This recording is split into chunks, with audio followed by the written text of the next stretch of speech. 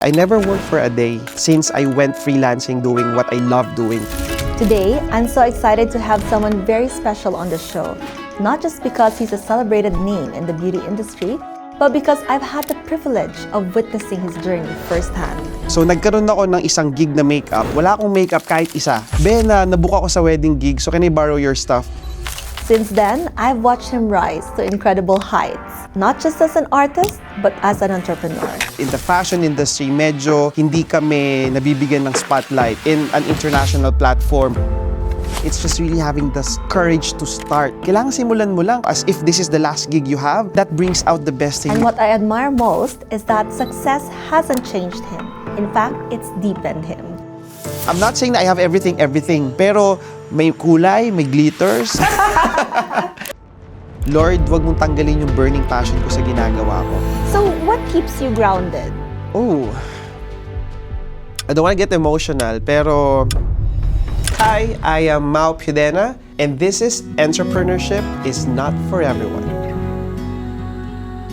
Hi, Mau. Hello, hello. Thank you for joining me. Anytime, basta in ikaw. my semi-podcast. In my chikahan. True.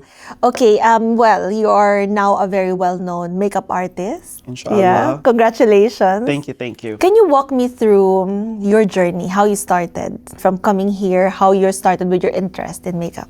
To be honest, yung pagpunta ko dito was quite personal because my family moved then to the US siguro 15 years ago. Then may relationship ako sa Philippines. So the only way I could go out of the country with him is to Dubai. So kaya pumunta ako ng Dubai without even thinking or even planning na I would pursue something like this because yung upbringing ko sa family, yung nanay ko is a nurse and yung my dad used to be in a corporate setting. So parang you know, in the Philippines, kung ano yung environment mo, kung ano yung sinabi sa'yo ng magulang mo, that's what we normally follow. Naging ganun yung path ko for the first 5 years ko when I moved here. But God knows better. So He had led me towards working as full-time hair and makeup artist. So wait, so for 5 years, you were working in the office? Yes. Okay, and how was that for you? Kasi malaki, galing din ako sa malaking corporate sa Philippines. So parang naging ganun na yung isip ko when I was moving here. Knowing na this is a very conservative country because my brother used to work in another GCC country and sabi niya, ay hindi ka makakagawa doon ng makeup kasi conservative doon. You couldn't touch nor mingle with women kasi nga with things. So sabi ko, okay, that's why yung parang vision ko was just pursuing something clerical, more on administrative. Kaya nung nandito ako, I didn't even realize nor plan, but eventually, nawalan ako ng trabaho for the first 3 months getting hired sa isang e-commerce company dito. When I got laid off, I had to make a living to pay for my rent and whatnot. So nagkaroon ako ng isang gig na makeup. Wala akong makeup kahit isa.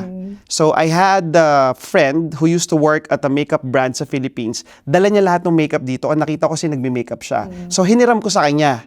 Bena, nabook ako sa wedding gig, so can I borrow your stuff? So did he. So from then on, that's a very big congregation. What year was this? Probably 2015 or 2016. That was my first ever gig. I still have communications with her. So since then, it's such a big congregation. Little did I know, lahat na lang nag-wedding sa kanila, ako na yung binubuk nila. So eventually, nakakreate ako ng network, but I was doing side hustle lang yon because I was still working as corporate. So you were doing it on weekends and after hours? Well, the first phase wasn't really as busy. Okay. Pero I could say the busiest was the 5th year ko nung full-time, nung nag-corporate ako. Kaya the succeeding year, I just said na, sige, I'll just do it full-time. Okay, wow. Pero that's a big risk, di ba? I am a risk taker. You I are a think, risk sabi ko nga, it's not the resources you have nor skills. As long as you start something, if you have the courage of doing things, everything would just follow eventually. Lalo pa kung may skill ka, lalo kung may sources ka pa, what more na everything would just really turn something, pleasant and big. So how did you get from doing wedding makeup to now being a celebrity stylist? Pang Miss Universe ka na Yun na ngayon, nga. pang Fashion Week na. You do fashion weeks, you do celebrity like Miss Universe, you do pageants, Right. you do like all these celebrity photo shoots, among others. Right. How did you get there? Well, hindi ko siya plinano as how it has turned out. Pero kasi for me, when you get yourself into something, especially creative, like sa makeup, kailangan siguro may mag-inquire sa yung 10. Try not to miss even one inquiry. That means, kailangan alam mo lahat from simple makeup, wedding makeup, fashion, editorial, pageant, runway, and everything. Para at least, it's gonna make you money. But for me, sa pagme-makeup kasi, it's really something that you just have to expose yourself in, especially as Asian. I don't wanna demean being Asian or Filipino in general, but in the fashion industry, medyo hindi kami nabibigyan ng spotlight in an international platform. So it was quite a struggle at first. Pero just believing in yourself, just keeping the ball rolling, and eventually things would just come into place at its right time.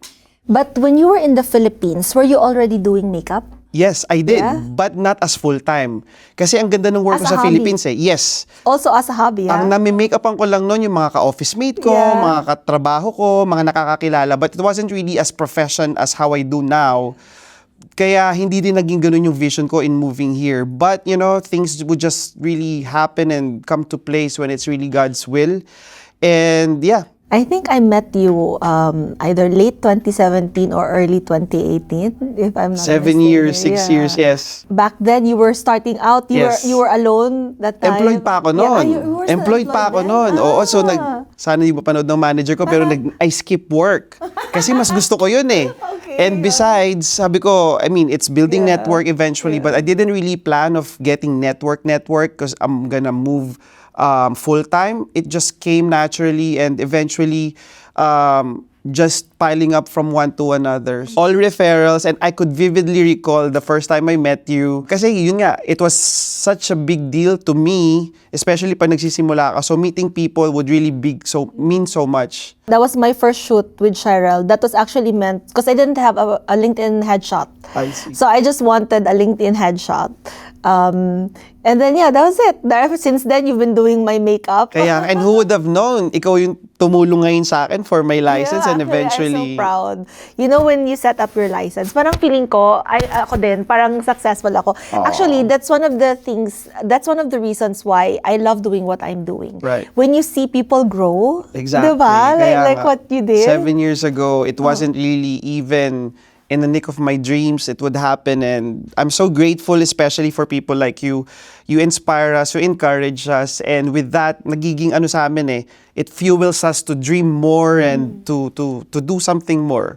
So thank you then. Oh, yung where you are now, is this already it for you, or there's still something else that you want? I'm sure there is. I know, but let me ask you anyway. What's further than this?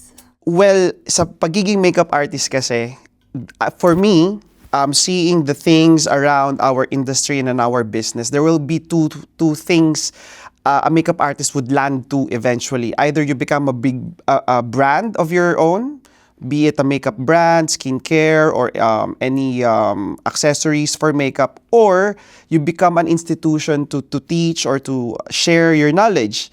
So now I'm into stepping from one thing to another. So I'm trying to maximize stuff, especially ngayon na what's good thing about the business license setup is that it encourages you to do even more, to stretch yourself further. Kaya lumalabas yung mga ganung possibilities and creativities. Kaya yun. But yeah, just to answer your question, little by little, we could create our own brands, and eventually, yung long-term goal namin ng kapatid ko is to have our own institution eh.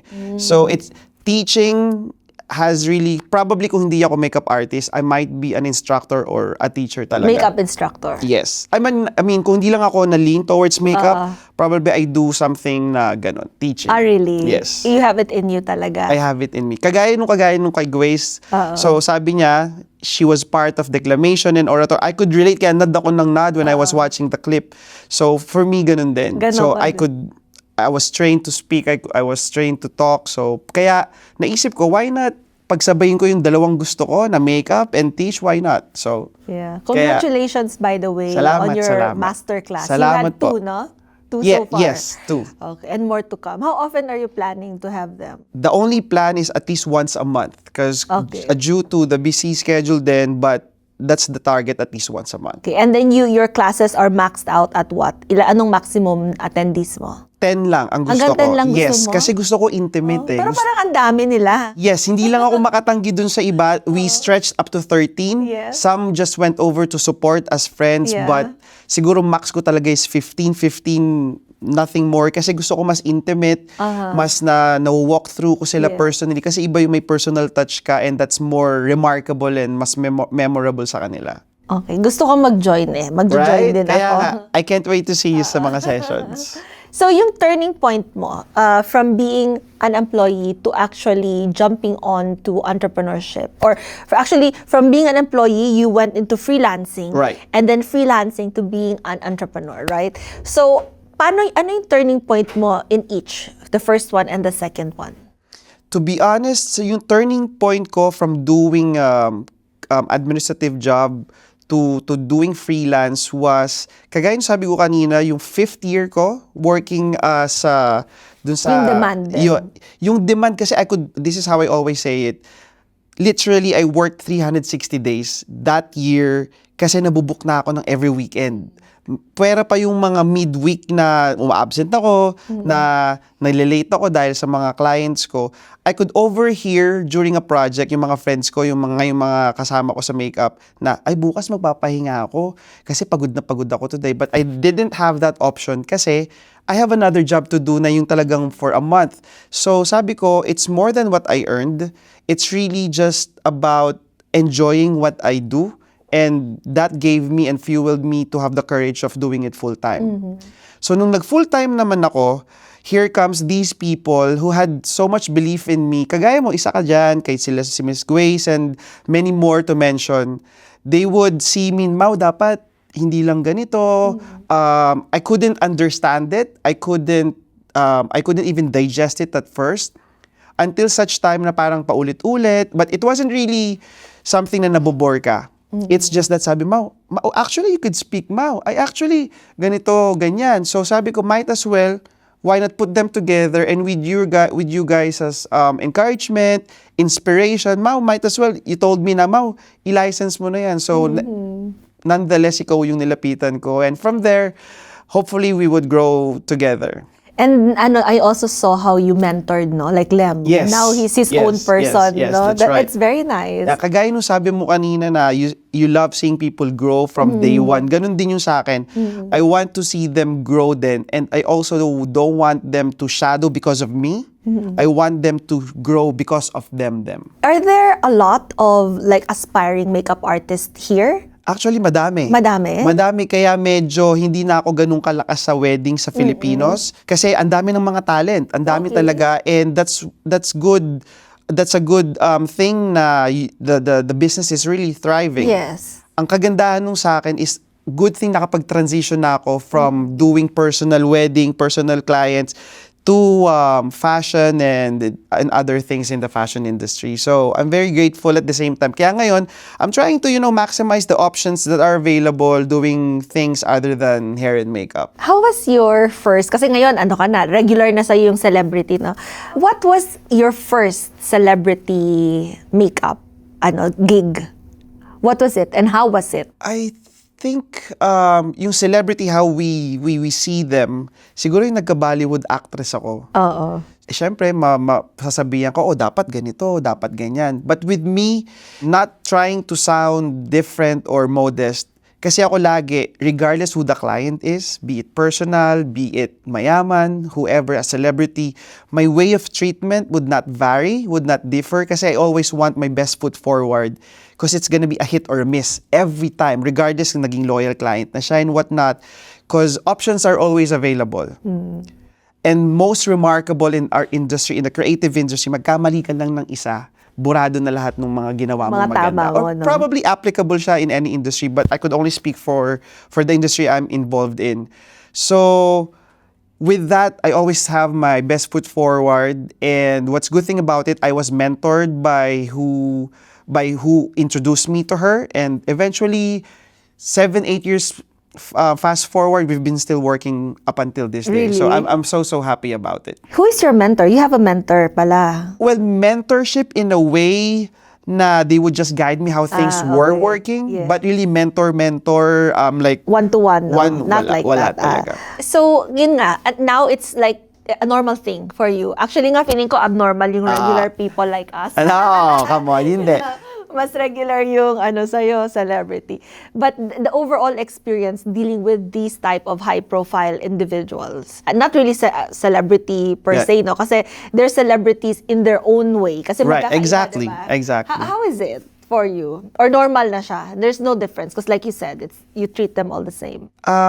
What's good thing about what had happened to me is I used to work sa call center for almost 10 years. And more than the communications aspect of it, we were taught soft skills.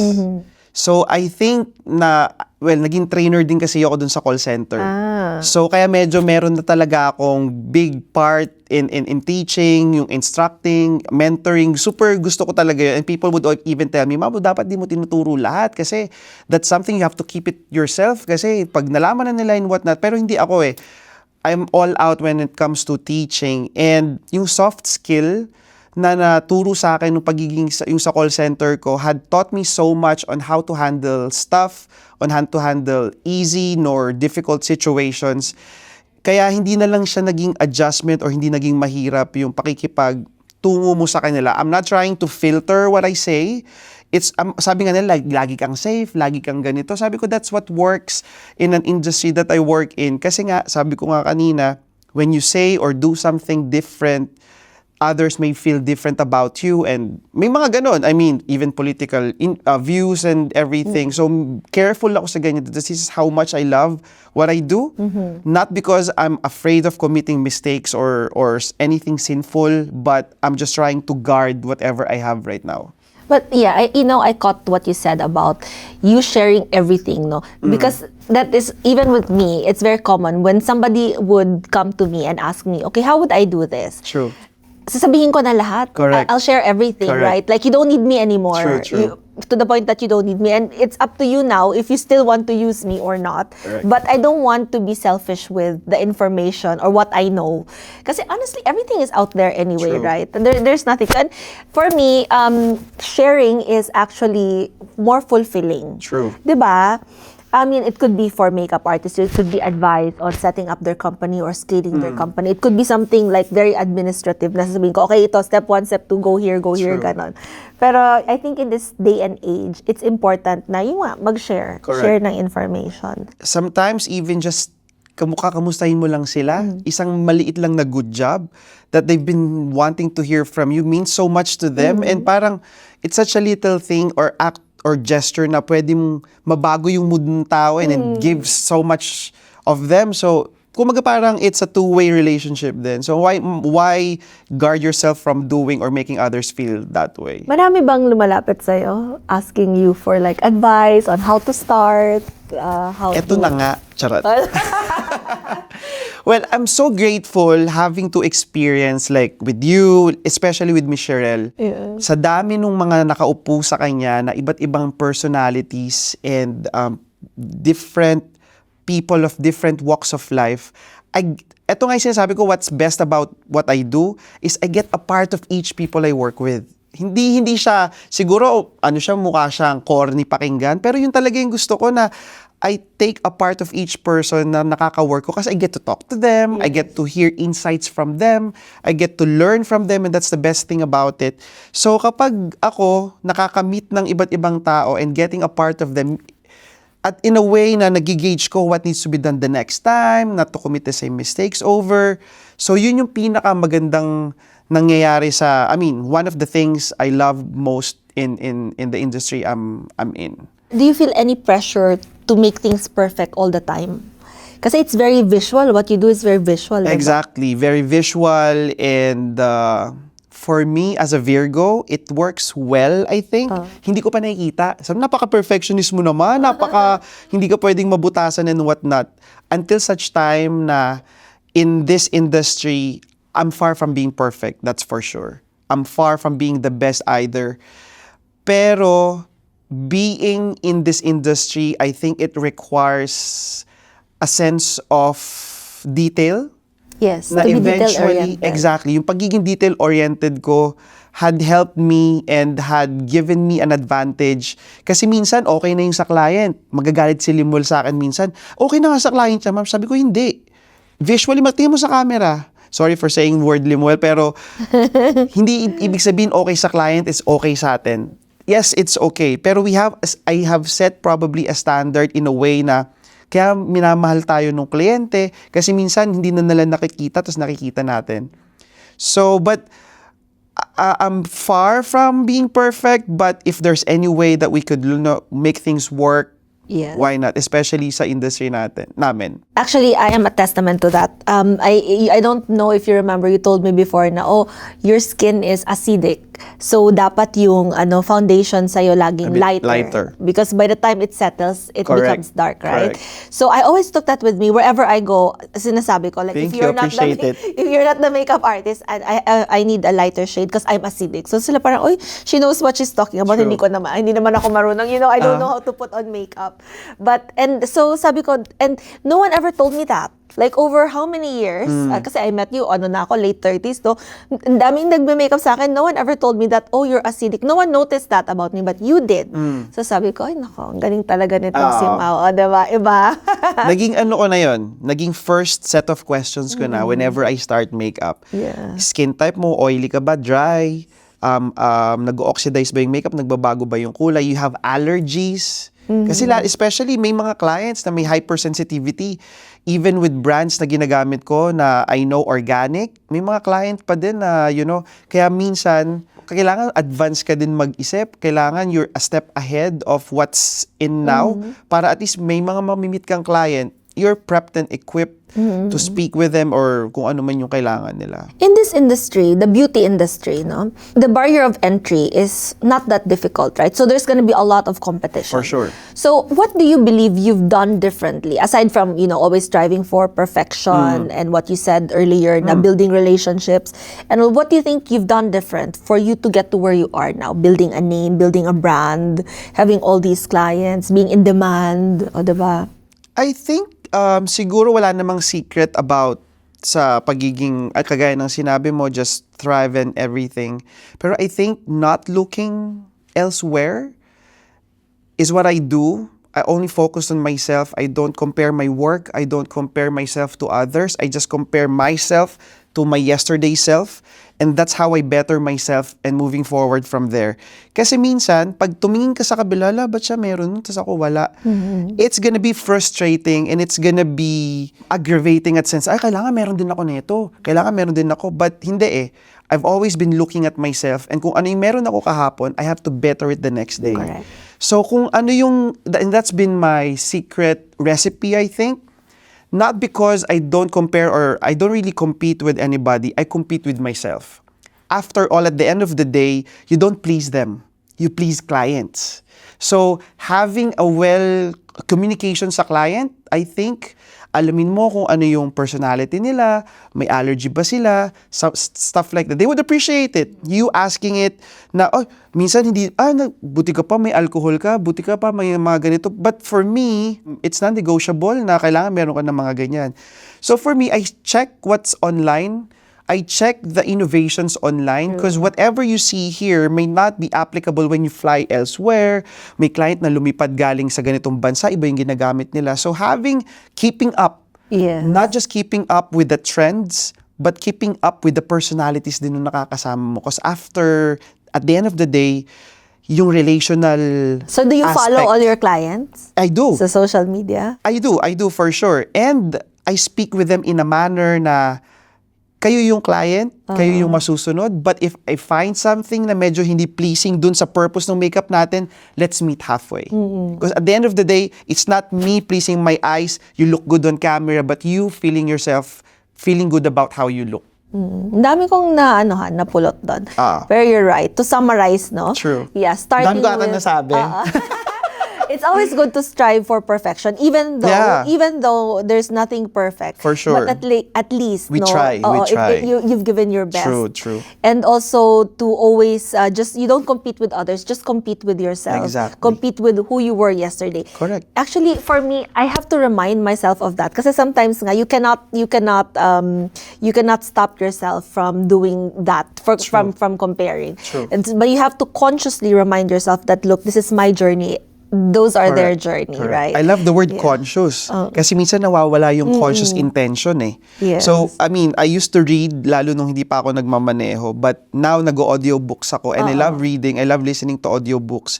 And it somehow helps me then na, lalo yung mga words na hindi natin naririnig, not to flaunt off your vocabs, but sometimes, not all the time, how you communicate to your clients means so much to them then. So parang, at least, making things work. Reputation, diba, is very, very For sure. important. So aside from doing everything perfectly or at least striving for perfection each time, how do you ensure that your reputation in this industry remains not only intact but it's like stellar? I've never heard anything negative about you. Thank Work, you. personal, ganon. Yun nga yung sinabi ko. Ethics, lahat. Yun nga yung Perfect. sinasabi ko kay Limuel lagi na hindi ko na ba nasobrahan masyado yung pakikitungo ko, not in a plastic way, not in a filtered manner. Pero sabi ko, dun tayo sa safe side na hindi tayo makakaapak, hindi natin mababago yung impression ng tao. But I'm not trying to fake myself. I'm just being truthful about myself because I think yung authenticity, when your client feels that, that's when you win them. Minsan kahit hindi ka minsan na make up pa na ng mas magaling yung client mo pero mas nagustuhan nila yung personality mo. So, as I always mention, always getting your best foot forward all the time regardless who you're meeting, who you'll be working with. I think that's what had worked for long with me na lagi ko na lang ginagalingan, laging same level of expectation, same level of performance. Because again, at the end of the day, yung ginawa mong makeup, makikita yan ng mga kaibigan nila. Yes. Makikita yan sa TV. Makikita yan, yung ganda naman ng makeup mo. That's how I met Lem.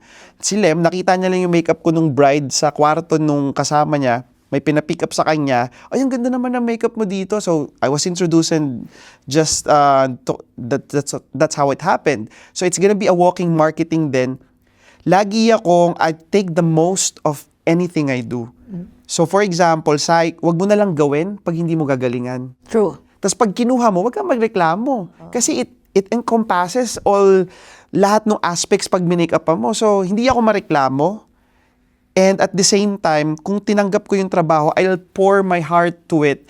Kasi, it's as if your last day working with them. Laging ganun yung principle ko, as if this is the last gig you have, and that brings out the best in you. So I think it's isang din yun, magandang recipe na I isipin mo love that. last job mo na yun. Kasi that brings out the best in you. Yes. That's what's I good love about that. reading I got. Talaga. I got it from reading. So Which book is this? I forget, but I'll try to search for it. Yes, tama yan. For me, like, don't half-ass anything. Am I supposed to say that? Yeah. It's either you give your full ass or True, none at all, exactly. diba? Exactly. Huwag na lang. Kung ganun lang. Kasi minsan may mga nakaka-work ako, iba yung makeup kit nila kapag ganitong klaseng shoot. Ganito yung makeup kit nila pag Depende sa client. depende sa client. So sabi ko pinersonalize ko na yung kit ko, be it whatever clients, because ako hindi rin ako matanong sa mga kliyente. Kasi should they require me of anything, I know everything is in the bag. I'm not saying na I have That everything. bag, yeah. Pero may kulay, may glitters. Kasi I know how precious everyone's time. Yes. Especially a busy person like you. Hindi na kita tatanungin, ma'am, anong suot mo? Ma'am, anong gusto mong makeup? Yes. Kasi by the time na dumating ako, kahit anong kulay ng lipstick, kahit anong kulay ng eyeshadow, I know I'll have everything Even with me. for outfits, you have everything. Yung mga tape, yung mga pin. It comes yung na mga- lang dun sa, correct, it comes with the experience na, kailangan pala may band-aid ako sa susunod. Kailangan pala may mga, so ako, meron na akong band-aid. Very impressive. Meron pa akong cutex remover. Kasi Talaga minsan ba? may mga model na, sayang may pula ka, dapat ikaso may kita, kailangan nude. So, hindi, meron ako. So, those kind of experience you give to your clients, yun yung matatandaan nila. More than dun sa ginawa mong makeup. So, And it works because you care, no? Exactly. One, because you care, Correct. and two, because you're passionate about what you're doing. Otherwise, people will come, do the makeup and leave. yeah, yun yung prayer ko daily. Lord, wag mong tanggalin yung burning passion ko sa ginagawa ko. Kasi pag nawala na yung passion sa ginagawa mo, things will just come naturally. And when things are being done naturally or just ordinarily, kumaga parang hindi siya your best.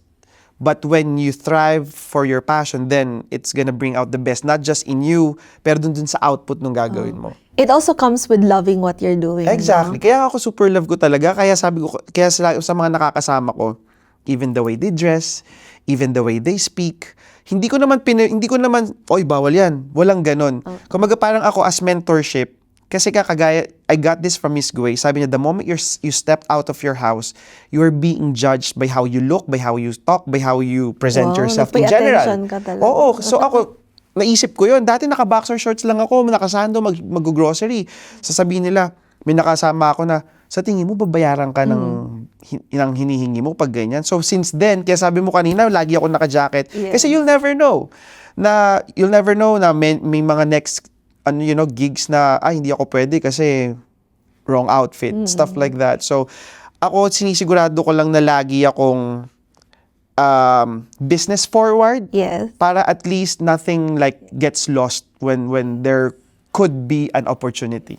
And I caught also yung sinabi mo about innovation. I mean, although this is not really in technology, but in any industry, there's always a lot of updates, no? Correct. And mapagkakaiwanan ka ng time if you don't really, like learn or be out there looking at what are the trends now, and then adapt the trends, because there are others who are stubborn and they're like, no, this works. Bakit ko pa babaguhin? It works. Correct. But that's not how life is, not how business is, not how a career grows. True. Diba? Especially pag may mga bata ako na may make-upan, kumbaga yung mga nanay, and they're into makeup, they would ask me so many questions.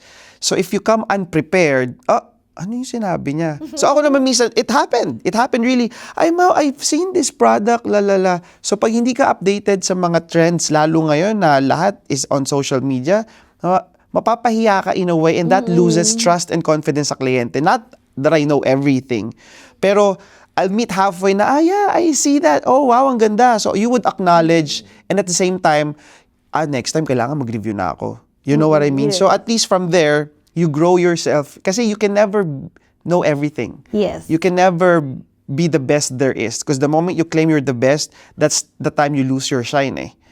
And that stops you. It stagnates you na, hindi, okay na ako. I've reached the peak in anything. Kaya sabi ko, it's a continuous process. As long as, sabi nga may nabasa ko kanina, as long as may naniniwala sa yung isa, you're fine. You're good. Just keep going. Wait, have you had any formal education in makeup or self-taught ka? Whenever I'm asked of that, I have a template na to answer. Kasi 70% of what I know is really from experience. But I took courses just for the sake of having to show a certificate when one asks. Yeah. Because I've lost quite a few projects simply because wala akong diploma ng pagme-makeup talaga ba? long before. May mga ganon. So, ako kailangan, as I said, business forward ako lagi. So, I took up short courses. I got accreditation in Paris and I got accredited, certified sa London and dito din. Kaya, pero I always say na lahat lang na nalalaman ko is really from experience. I even learn from clients na minsan, may magandang concealer. May ganito. So ako, ina-adapt ko, okay. Since then, yung concealer ko galing yung sa kliyente eh. From then, pagka-try ko, it works for everyone then. Are you brand conscious when it comes to makeup? Like, you just use like the premium brands or it's a mix? To be honest with you, that's a very good question. I used to not be mindful of what products I use until such time na nag-full-time ako. Kasi minsan, may mga client na naglalatag ka pa lang ng makeup mo. Parang hindi ko gusto yung makeup nito. Parang lilipat. But it never happened to me.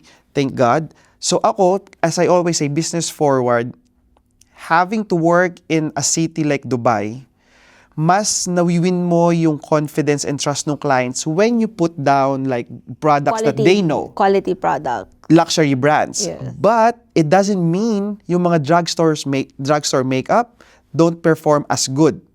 To be honest with you, pag nasa London ako especially, meron dun kiosk na trendy, €6, 26 dirhams. Trendy ang brand. Trendy like hyped online. Okay, So, okay. kinukuha ko lahat yun. Spray, saan mo binili yan? Sabi ko, 25 dirhams lang to. You know what I mean? So, not everything, but yes, to answer your question, I'm not really luxury brand conscious, but I'm showing, I have stuff that I need, but I still do use drugstore kasi may mga magaganda rin naman talaga ng drugstore. Especially spray and mascara. Like what? Tell me. I can say brand. I'm using drugstore brands I'm lang using drugstore brand. Yeah, Maybelline and Essence na mascara. That's what I use. Really? Pero for skincare or complexion products na sinasabi nila, I invest. So yun talaga yung parang it's a non-negotiable na kailangan kumaga parang best products for the clients. What you're doing now, the makeup industry or the beauty industry, it's actually, it makes a big difference in people's lives. People underestimate it. Pero kasi you not only make people look beautiful, you make them feel beautiful. Correct. Diba? Through your eyes, through your vision, kaya mo silang i-transform. So dealing with people every day, what have you so far learned? Kasi your career, it's very, very people-centric. Correct. Talagang you have to deal, there's no way to do Correct, it, right? correct. Neither AI would replace us. Yes. So very people-centric. But what have you learned about people? I'm sure there were hard clients. No? It's not always a walk in the park. Yes. Yes. What I learned best is you have to match with their pace and understand their way of thinking at the same time. Kaya sobrang thankful ako sa mga nakakasama ko sa trabaho kasi in a way, I get a part of their personality. Not because I'm trying to fake when I face one, but I've learned the adaptability na para mag-work yung... Kasi that's what matters. At the end of the day, ako nga, hindi ako sumisip-sip, hindi sa I speak truth.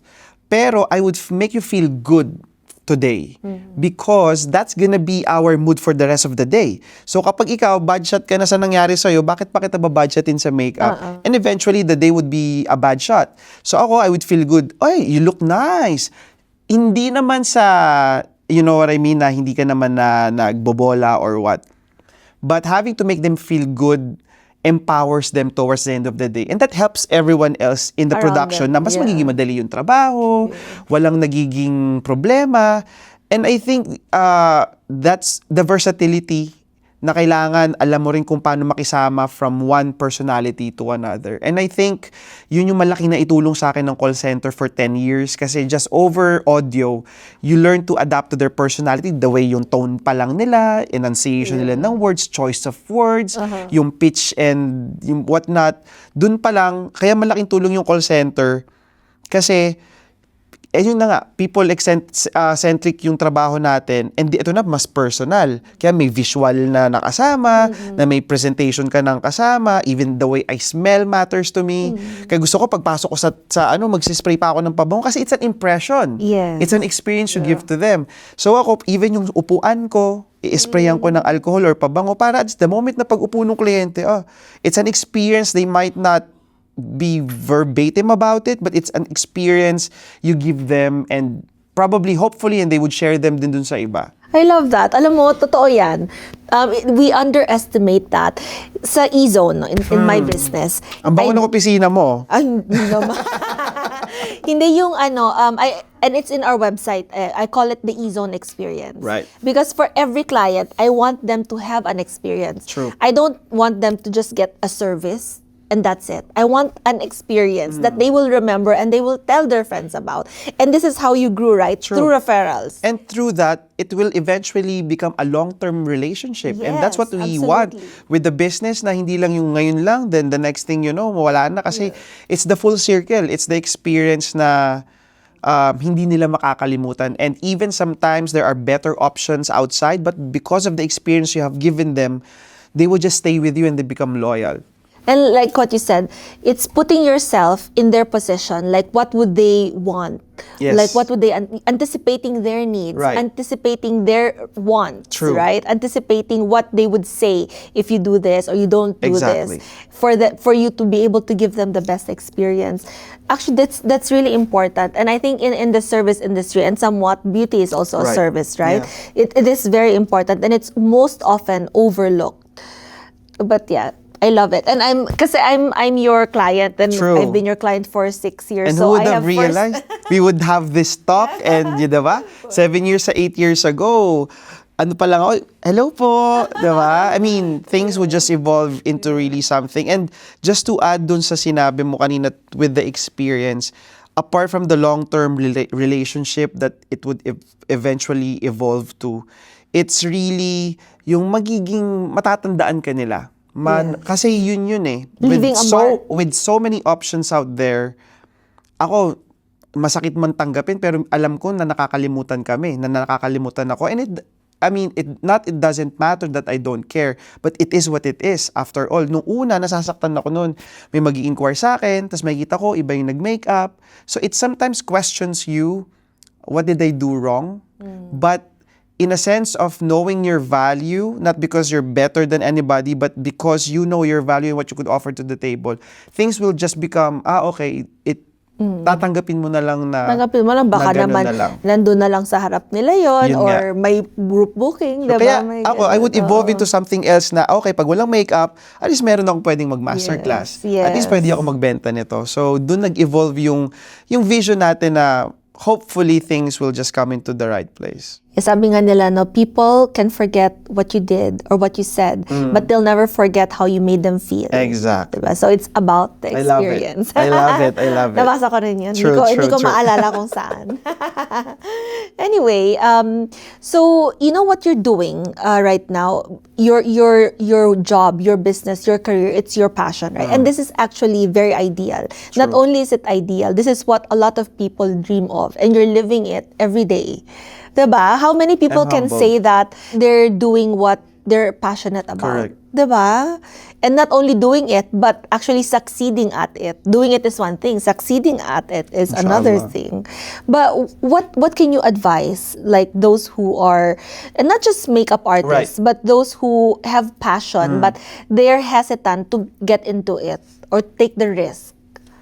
Probably from my standpoint, there will be several factors to be considered, like the peer pressure, the environment that they have, the sources that they have. Like what I was telling the videographer earlier, Jack, it's not really your skills, it's not really what you have, it's just really having the courage to start. Yes. Kailangan simulan mo lang kasi sometimes people may have the talent, people may have the connection even. People may have the right network, even the sources, pero wala silang lakas ng loob. And yun yung marami ako. Pag may lakas ka ng loob, gagawa mo na lang ng paraan, wala akong pera. Hindi, okay lang, magtatrabaho ko. So, doon nagsisimula yun. Pag may lakas ka ng loob, pag sinimulan mo na, regardless of how it would turn out, ang importante, sinimulan mo na. People have been planning like 3-4 years ago, but never started because they're fearful about it. They're so much pressure over it. Pero ikaw, wala akong sources, wala akong network, pero nagsimula ako. And grow yourself from there. And that's, I think, the most beautiful way to celebrate a victor pag alam mong you started from ground zero and eventually blossom into something else na, you know, people around you would least expect happening. But at least, yung importante, sinimulan mo talaga. Pero hindi ka na ba-burn out? Well, that's when I travel. Which is a lot. Pero, pag nagta-travel din ako, tanong mo nga sa akin lagi, ano ba yan? Travel ba yan o work? Yeah. So ako sinasabay ko na. Yeah. But to be honest with you, I invested in it. Because I know I have my plans of doing this. So ngayon, if you want to eventually create a brand and you have invested to doing Milan, Paris, London Fashion Week, it could be a feather to your hat that you could tell them that I had done this and I can do this now. You know what I mean? So eventually, si investment na pagta-travel, si exposure, you would never know. Ang nabasa ko nga, expose yourself to the market where you wanna flourish in. Who would have known na nung nagpunta ako ng Paris, Milan, and London, I would come across people na ngayon nililipad na ako doon kasi gusto na nila ako. So what I'm trying to say is, pumunta ka doon sa market na gustuhan mo. So kaya ako, You have to be intentional. I have conscious intention. Kasi may conscious eh. Sabi nila, yung intentions mo are just plain intentions if it's not with conscious mind. Well, I don't know how it meant at first, but now nung ako na yung naglalaka dun sa mga words, that's what it meant now. That's what it means. So, yeah. So, it's gonna be a roller coaster. Sabi nga ng ating title today, it's not for everyone. Yeah. But as long as may lakas ka talaga ng loob and right character. And also right place, right time din. Yes, right place and right Tell time. me about the time na you told me about this before. You were watching, was it an opera or Broadway? You were watching something. Yes. And you sat beside a Yes, woman. that's her. Yeah. Sa West End. It's Yeah. been my dream of watching kasi I could always hear Lea Salonga, Sondheim Theater, West End. So medyo I'm into the production din, nag theater din ako back in the Philippines. So it Artista was ka something din. in me. Artista ka din, parang si Ay, hindi. Grace. Sa likod lang ako. Okay, Sa likod okay. lang ako. Director, ganyan. Okay. So ngayon, who would have known I would sit next to an actress na 2 years after was looking for a makeup artist. Sabi niya, no, we cannot afford you, ganyan. Sabi ko, hindi, magkano ba yung budget? So, I mean, just to cut the long story short, they flew me in, they flew me out, then we worked for a short film na naging Cannes Film entry. Wow. So, what I'm trying to say is, kung hindi ako pumunta doon, kagaya nung narinig ko doon sa podcast nyo, you just have to show up. Yeah. Because showing up might not mean anything now, but eventually it could grow into something na, buti na lang ginawa ko. Yeah. Doon ako ngayon. It will never be a walk in the park. It will never be a smooth sailing journey. But pag nagkaka-encounter ako ng mga negativity or difficulties, I'm more into the excitement of what's gonna come next. Kasi ganun na eh. Many had unfolded right before my eyes na I used to take problems as problems. Ngayon na hindi. Mas excited ako sa mangyayari kasi alam ko na kasi God has better plans and Yes. whatnot. I think may positive pagiging optimistic ko.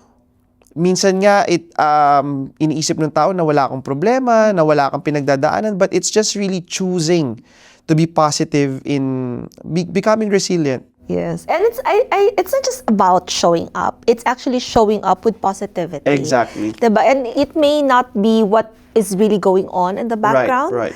but just showing up with positivity, it Exactly. actually attracts Correct. more positivity into your life. Exactly. And Sometimes it's difficult, sometimes it's a struggle, especially if you have things going on in the background. Exactly. At the end of the day, it just, the universe will reward you. Exactly. And you see, everything would just blossom into something positive when you share something positive then. So, yun naman yun eh. Ang kagandahan sa pagiging positive, it will always result to something prosperous and positive then.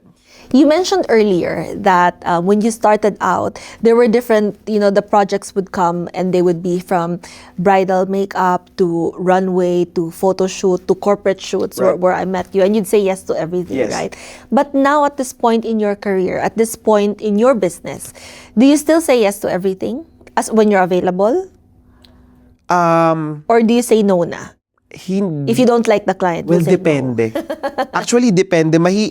There's no client na ayokong trabahuhin, but there are circumstances that you would just have to say a smart no. Okay. I got it also from Miss Grace na, mag-oo ka lang sa mga alam mong project na hindi mo pa nagagawa because you will learn eventually from it. And lo and behold, it had instilled in my head na, sige, minsan may mga hairstyle na gustong ipagawa sa akin na hindi ko pa nagagawa. Overnight niya, papanoorin ko sa YouTube para alam ko kung paano gawin. And eventually, it turns out positive naman. But when I say, saying smart no, that doesn't mean na hindi mo tinanggap kasi ayaw mo yung kliyente. It's just that there are other circumstances that you have to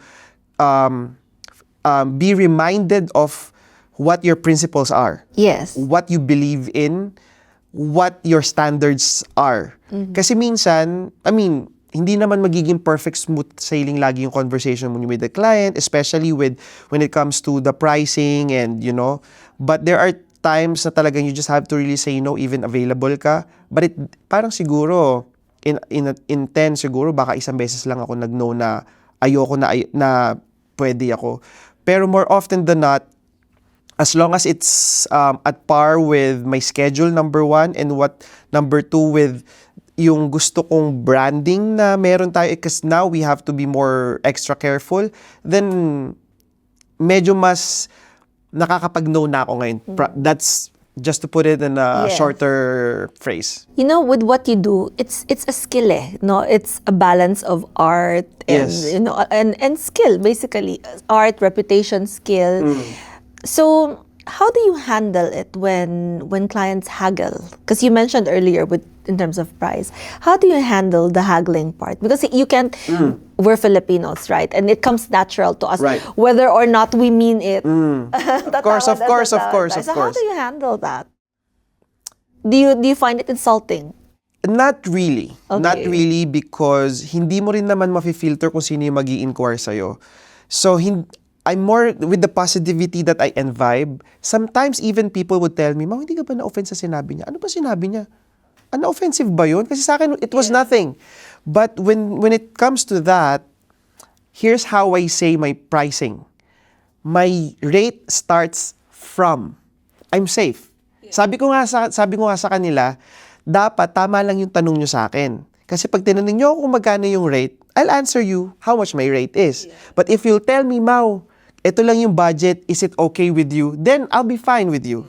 So, Madali ka ganun. namang kausap. Madali akong kausap, regardless of how relational, kung ano yung relationship natin. May mga client na marunong na may mga malaking bayad or whatnot. Minsan dun pa ako nagno-no. May nag-yes ako sa client na ang haba ng message. It was heartwarming. I got even emotional. Who am I to say no at something like that na who would offer you less of what you asked for? But, Mao, it's my dream to work with you. But to be honest with you, she gave me the amount I was asking after the shoot because you gave them the experience. But Yeah. kaya nga sabi ko, regardless of who they are, magkano yung rate, my performance will be the same thing. I would bring my light, I will bring my chair, I will bring my fan, I will bring everything that I could. Kasi nga, it's the experience you're giving them and they will be your walking marketing din at the same time. So, it's a win-win situation. So with me, sa ganyan, as long as hindi ako talo dun sa daily rate, I'll be good. And I don't take offense of it. I totally Good to understand. know. Later we'll talk about. No, but you know, I've known you for 6-7 years, Yes. right? And for me, you've not changed. Like from the day I met you to where you are now, you're still the same person. So what keeps you grounded?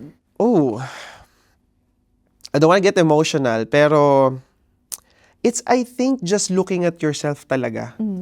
Kasi, meron nga akong feature nung sa magazine. I was left crying kasi, ay, ganito na pala kalaki yung nagawa ko. Tama na, emotional na ako. Kasi I don't put it into my head. That's one thing. But how can you not? Ang dami mong feature na Hindi CNN ka talaga. pa nga Hindi talaga. I don't know, ayoko maging plastic, pero hindi talaga. Yung mga close friends ko, Yeah. doon ako nagyayabang kasi alam kong it's not gonna Yeah. it's gonna be a playful remark and ganyan. Pero yung sa mga alam kong that could take me out of context, doon ako mas nagiging serious and mas nagiging sure sa mga sinasabi ko. Pero for me, you don't get better than anybody else because of any achievements. You think you're ahead of anybody. Again, you just have to be ahead of yourself and everything just follows. Yeah. Yun, I think, yung secret recipe. Kasi if you get to compare yourself to people, it's aggravating, it's frustrating when you feel and see the nauunahan ka nila.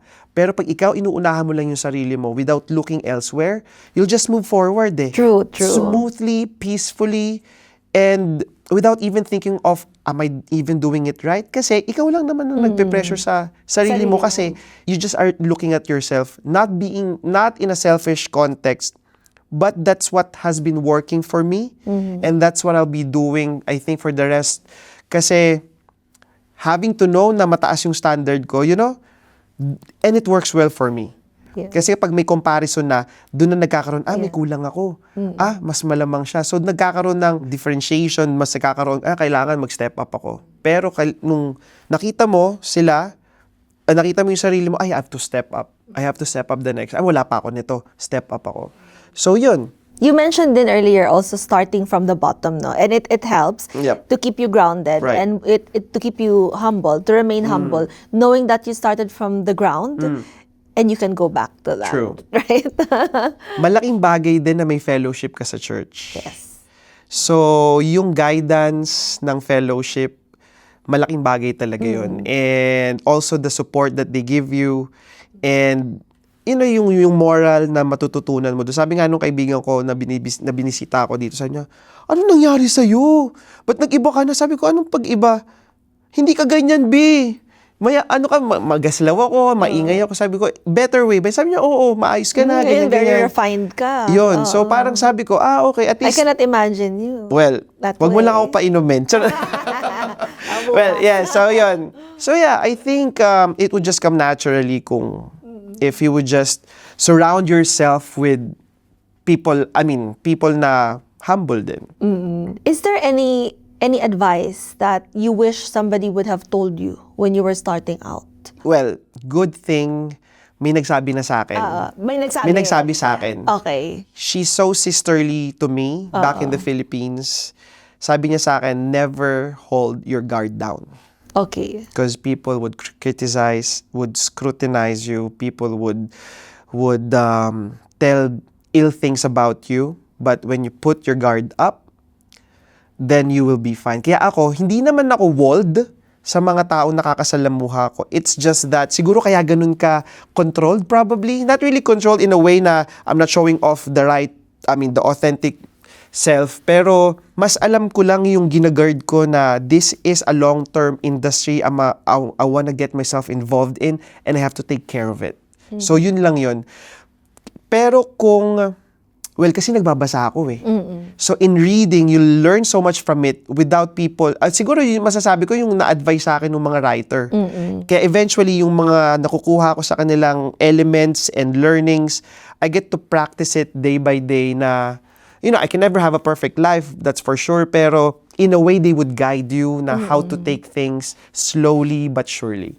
Ako din madami rin akong natututunan. Also from reading, pero the best teacher is really experience din, no? Iba kasi yung approach ng cultural upbringing sa'yo, iba yung magiging take mo and everything. Yeah. It's different pag ikaw na talaga yung naka-encounter ng problem. How many % pala of your clients are Filipino? Client per se, I think majority pa rin yung Filipino because they own the company. But under their umbrella, that's when the other nationalities come in. Now, I'm so happy na medyo nakakapasok na ako sa Arab kasi they're with the traditions and with everything na medyo protective sila with their culture. I'm so happy and privileged to slowly but surely na nakakapasok na ako sa Arab. So, yeah, I think major pa din naman na Filipino pero eventually medyo nababawasan na siya unti-unti kasi nakakapasok na ako sa mga Arab. You started your company, 3, 4? 2 months ago. 2 months ago. Congratulations again. Kasi October na. Yeah. That was August. August. So technically baka 1.5. So far, are there any realizations about being an entrepreneur that you've had since you started? Or wala pa? Like new realizations? Sobrang ganda lang nung exposure ko sa inyo. Sa mga, especially kay Miss Cheryl, yung introduce ako sa iba't ibang kliyente and owners of their own company, of their company. So from there, na-advise na ako na hindi nila alam. Habang mini-makeup ko sila at nag-uusap kayo, it gets into me na naiintindihan ko na, dapat pala ganito. So parang in a way, nag-start ako na well-guided. But I'm so excited for things na I know eventually na I would discover myself even deeper and better na, kaya ko pala. Ganito pala dapat. Ganyan pala. So, but realizations, I think it's now more getting myself involved into what I do. Kagaya nga nung sinabi ni Miss Grace na pag entrepreneur ka na 24/7, ikaw na talaga. Hindi yung papasok ka sa opisina, may magkakape sa'yo. Hindi, ikaw talaga maglilinis ng CR and whatnot. So the same logic applies because you want to succeed. Yeah. So 360, especially yung personality ko na I want things to be done the way I want to. Kaya 99% of the time gusto ako lang gumagawa. Actually, when you're an entrepreneur, the buck stops at you. Exactly. Everything starts and ends with you. Exactly. Wala nang escalation point. Right. Ikaw na exactly. yun. And I'm more excited about it. I think yung energy, hopefully, wag lang mawala talaga yung fuel Hopefully. I don't think so with you so far. Hopefully. And then you're striving for more. You're going to the Canton Fair, diba? Yes. When is that? Next It's month? month end. Month end, Yeah. see? Anyway, so it's time to wrap up because Sure. I've taken so much of your No, time now. Not at all. But I wanted to ask you, do you agree that entrepreneurship is not for everyone? For sure. For sure. It's not for faint-hearted, but it's not really for everyone, especially yung nitty-gritty kasi when you come to entering the world of entrepreneurship, marami kang madidiscover, marami kang may encounter na you never thought you would, especially from being employed to becoming your own company. But it should not just stop there na hindi siya for everyone. It takes heart really. It takes heart and it takes courage to be one. Kasi marami talagang bagay na mangyayari when you get involved into a business. That's true. I have a question I forgot to ask. Pahabol lang. Was there ever a time when you were freelancing and now that you're an entrepreneur, has there ever been a time or a moment where you thought, I'm better off? What if I didn't quit my job? Never, actually. Never. Sabi ko nga kapag nagkukwento ako, pag mga chika-chika sa mga kliyente, I never worked for a day since I went freelancing doing what I love doing. Kasi I just feel so good about deciding, doing full-time. Kasi nga, sabi ko nga, hindi sa peke bonus na lang na kumikita ka talaga. Kasi minsan, may mga client, may mga shoots ako na hindi dumating yung model, bayad kami, pero wala kang minig. Sayang naman, naglinis pa naman ako ng brush ko, naglinis pa naman ako ng makeup ko, hindi ako makakapag-makeup. But to that kind of extent, to that kind of passion na meron talaga ako towards what I do. Pero syempre ngayon, okay na kahit wala, I mean, you know what I mean na, pero I started off na talagang gusto ko talaga yung ginagawa ko na sometimes, sabi ko nga sa sarili ko, I'm waking up earlier than my alarm clock and that's what always happens. Anyone in production, I think, could relate to me na, shit, parang napahaba na ata yung tulog ko. I'm waking myself up 30 minutes prior to my wake-up call. So, ganun ka-intense, ganun ka-passionate, I think, how I feel towards my craft. Kasi, everything starts sa makeup eh. Yeah. Pag late yung makeup, lahat yan late. So ako, di bali nang mauna kami, kesa kami yung hinihintay nyo. True. Lalo pag dumating na, kunyari, lalapit na sa'yo yung director, titingin lang yan, pero what it makes us feel, matagal pa ba yan? Ganon ko siya iniisip. Kaya ako, speedy rin ako sa makeup, not compromising quality, pero eventually, you would just better everything at what you do when you do it like on a regular basis. So, yeah. That's true. And I can imagine, totoo yan, no? Everything starts with the makeup. Yeah. Whether it's a runway, whether Correct. it's a shoot, diba? Whether it's a wedding even. Correct. Kaya ako, for example, 30 minutes yung travel time, I would allot an extra 30 minutes even to 1 hour, especially pag hindi ko alam yung lugar. Believe it or not, there were instances na napuputukan ako ng gulong on the way, but I would still make it on time kasi you'll never know. Yes. You would really never know. It takes a lot of discipline. Medyo pet peeve ko ang timing eh.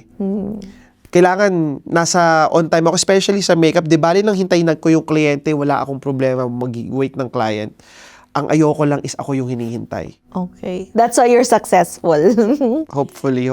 So before we truly end, now, do you have any advice to those who aspire to follow their passion and become like you one day? Just believe in yourself and keep the ball rolling. Kasi dun humihinto minsan eh. Yeah, I believe in myself. Yeah, I know what my network is. I know what I'm capable of. But when the ball stops, kasi minsan you feel like, am I doing enough? Kasi you get to compare yourself to others. So dun ako uli babalik sa just focus on yourself, better yourself, and just keep the ball rolling. Because eventually, you'll never know, you're leading the pack na pala. Ikaw na pala yung sinusundan nila. I'm not saying na ako yung sinusundan, but eventually, when you better yourself, having a higher standards, eventually, you don't need to look elsewhere. Keeping the ball rolling would just keep you going. And that's what fuels me. Because at the end of the day, again, hindi mo kailangan i-please yung everyone. All you need to do is to please your clients and everything will just follow. And please yourself. Well, yes. That's Not right. in a bad way. Correct. Okay, thank you, Mao. Thank My you for pleasure, your my pleasure. time, Thanks for yeah. inviting me. Yes, I really appreciate all your support. So do Thank I, you. so do I. And I can't wait for our next session as well. Makeup session. Next week. Right. Okay. Entrepreneurship is not for everyone, but it just might be for you. If this episode inspired you, hit like, share it with someone who needs to hear it, and subscribe. Until the next one.